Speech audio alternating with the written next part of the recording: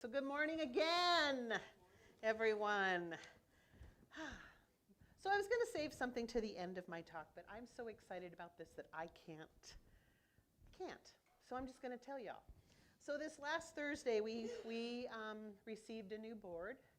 We voted on a new person or people, and now we have a new board. And what that meant for us is that we are now moving forward with a whole lot of wonderful things for the Center for Spiritual Living Tucson. And one of the wonderful things that we have created for our spiritual community is that we have voted yes to move to the Camino Blanco property. Yes. So thank you all. And so the next part of this creative force is that we will be voting, the membership will be voting on our sale of our Craycroft office property November 10th. So what that means for those of you that are members, and if you want to stay afterwards and hear the process, we will be staying after service, not that long, but we will be taking a vote to be able to sell that property. And the sale of that property enables us to facilitate that move to the Camino Blanco property, which is in itself an amazing journey for all of us, because it will invite us to do so many things as far as a spiritual community. As I've said the last couple weeks, I've been hearing since I've been here, we want to do potlucks again. Well, we're going to do potlucks again. So all of that wonderful community fellowship and beyond in classes is now a possibility for us to be able to do that.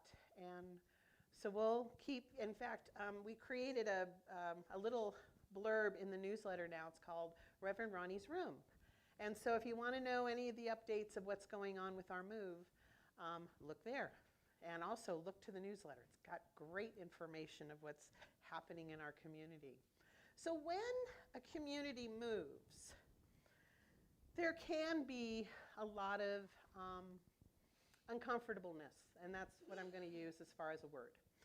And what happens is when we are in a space for a while, like we have been here, which has been, I'm so grateful that we have had the little theater workshop to be able to come to every Sunday. But what happens is we have been comfortable.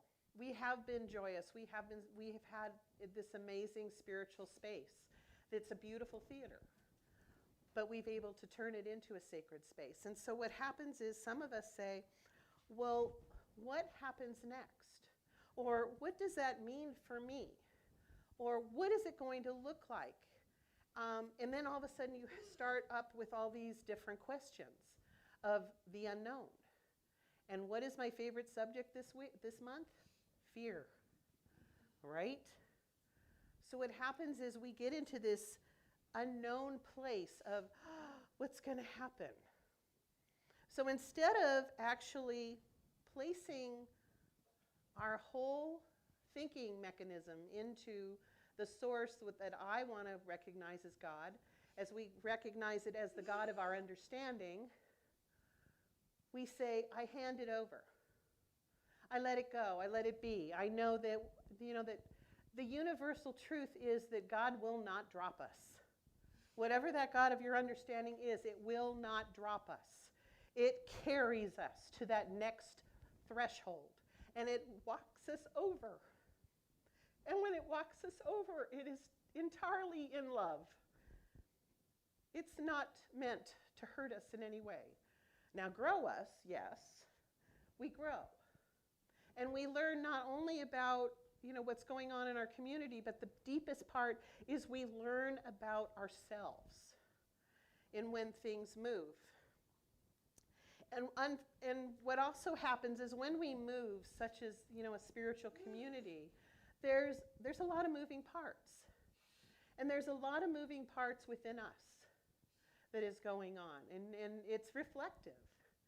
So whatever we're going to go through in this process of moving in the next 9 weeks, please embrace it and know that God is right where you are. And again, if you have any questions, you can contact me, and I will be right on it with you. And if you need prayer around this, I will pray with you. But it is an adventure. And not only a spiritual adventure, but a physical adventure of moving forward. And so that's what the wonderful part about being in a spiritual community, is that each and every one of us is a spiritual anchor to the other. And trust me, as your spiritual leader, I still need an anchor. And what I have been doing is anchoring into all of you, knowing that as we move forward, this is going to be an awesome, wonderful thing. You know, I'm going to share a small little story. Is when things started moving, sort of, in that direction, I brought my husband Charles into the conversation, the very first meeting. And the reason I did that is because Charles had a church in Oro Valley, and he had the chapel at Bush Ridge for quite a long time. And I knew that starting a church and doing a church, he would know the ins and outs of what to expect and what I should look for. So I looked to him as a counselor. And what he did is it was funny. After we got through at the meeting, we were driving home, and he's like this, and truly he was like a kid at Christmas. Oh my gosh, blah, blah, blah, blah, blah. He was just going all excited. And I'm sitting there in the passenger seat going, uh-huh, uh-huh. And he's looking at me, he goes, why aren't you excited? And I said, because this is a big responsibility. And I want to make sure it's not about me. This is about everyone. This is about my spiritual family. And I want to make sure, without a doubt, that we are doing the right thing to step into this new adventure, this new property. And it took me a long while, to really work through it, to process it, to have multiple conversations with God through me, as me, and knowing the highest good for this community. And there was a point one day that all of a sudden everything just was like, okay, I felt all right with it. And then, of course, you know, we've moved forward. I was in fear. Yes, even your minister gets that fear thing going. And it was because I wanted to make sure that without a doubt, I was creating a choice for all of us. You know, fear shows up, it dresses up in all kinds of things in our lives, and we don't really know what it is until we're confronted with it, where we go toe-to-toe with it.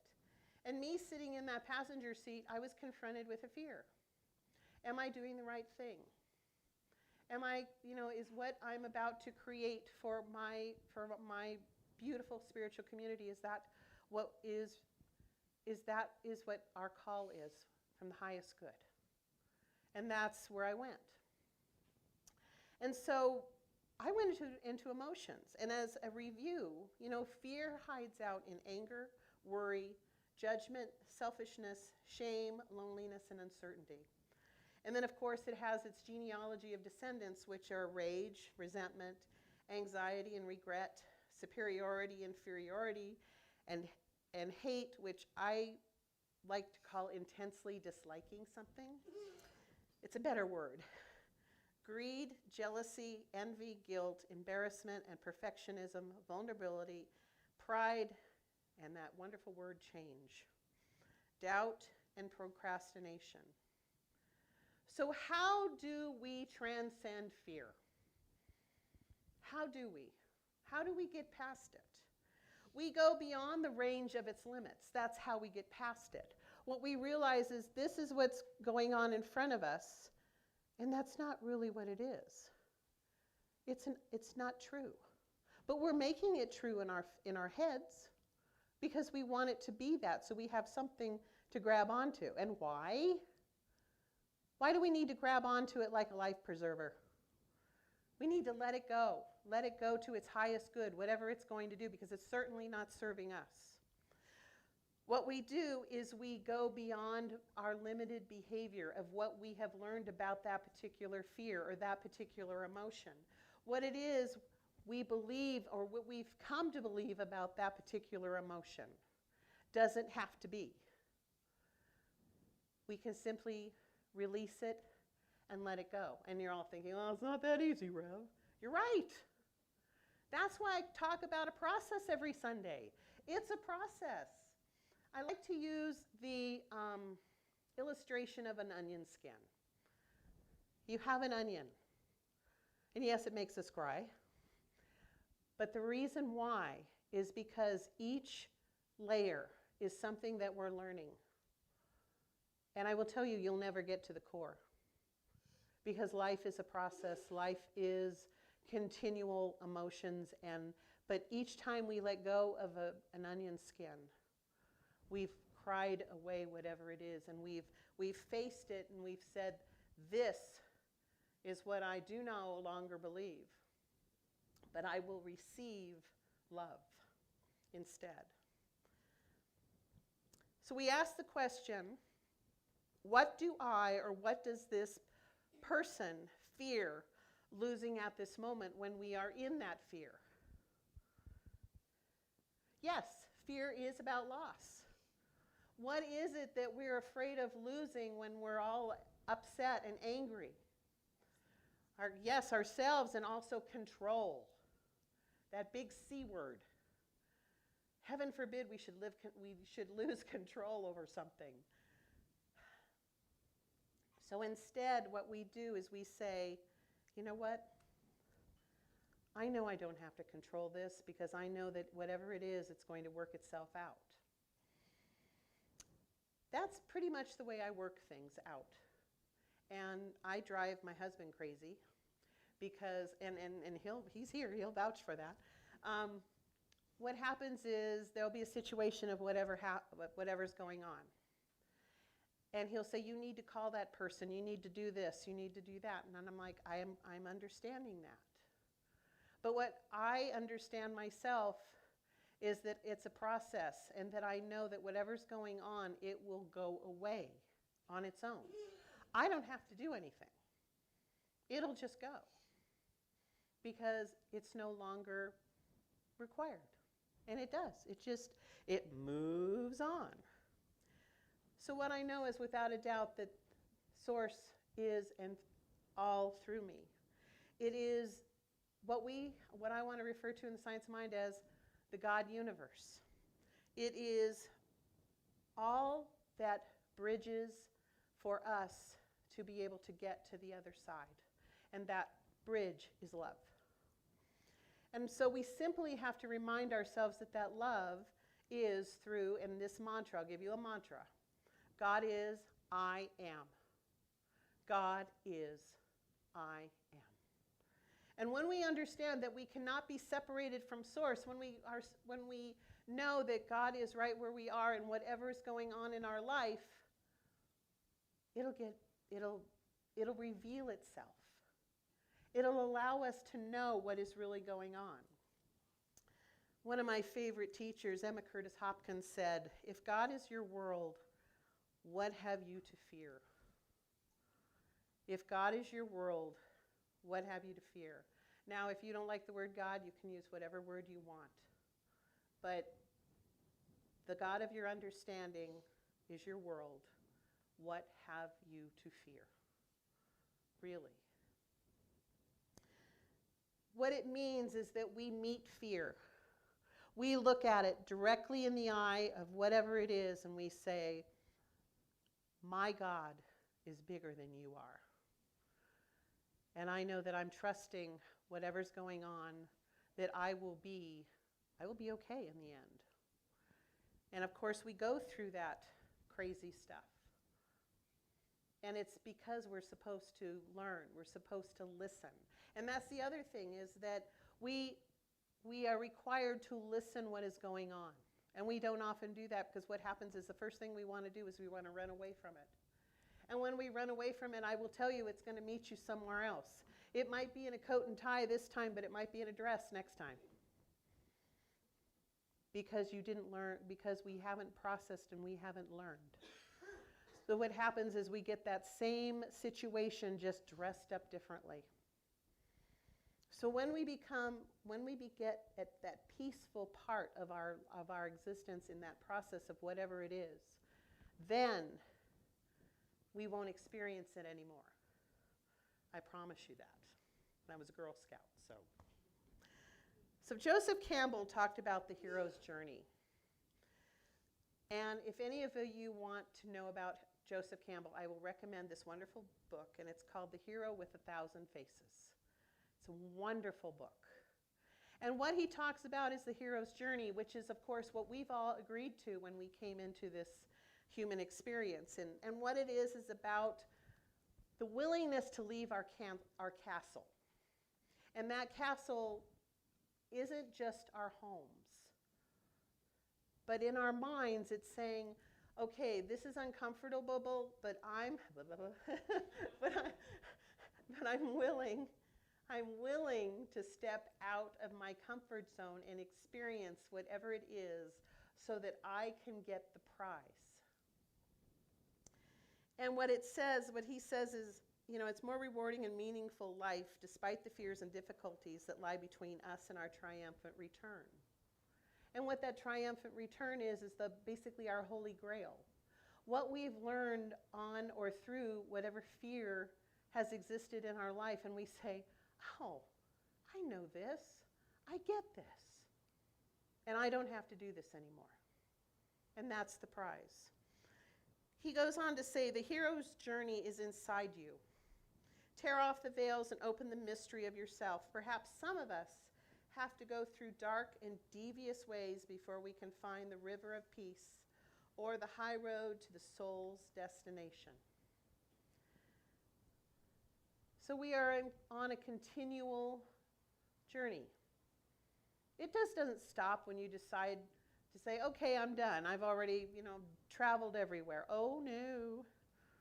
No. The soul continues. In fact, when you leave this human experience, you go on to something else on another dimension. And you keep going. And if you want to know more about that, I would recommend you looking into the Buddhist teachings or the Hindu teachings. They teach a lot about, what the afterlife is like, and we don't have to fear that. How about that?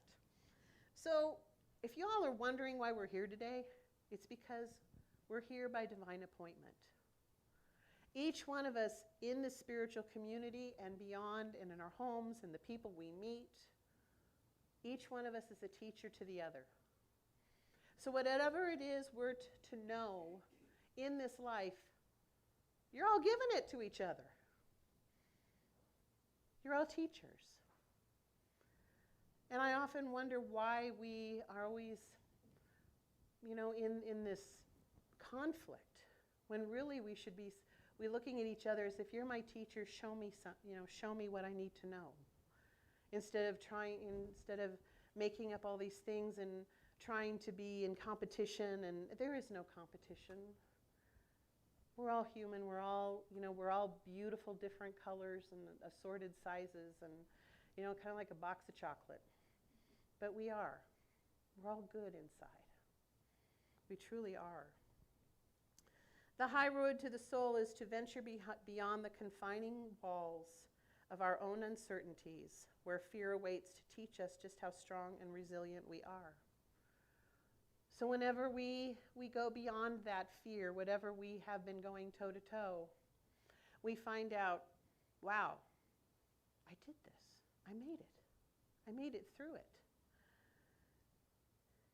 And what happens is we no longer have to harbor any of that. And then what also happens is we learn that, if this thing is making me feel this way, well then,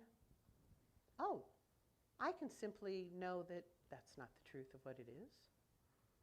This is what the truth is.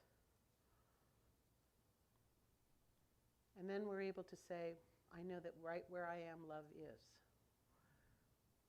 And that's what I'm knowing for the entire United States right now, that right where we are, love is. Germany Kent said, "Let your life reflect the faith you have in God. Fear nothing and pray about everything. Be strong, trust God's word, and trust the process."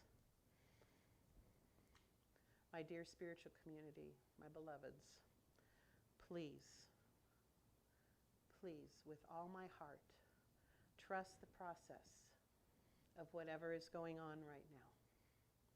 Just knowing that God is right where we are, and where God is, there is love. I know this to be true because I love you. Namaste.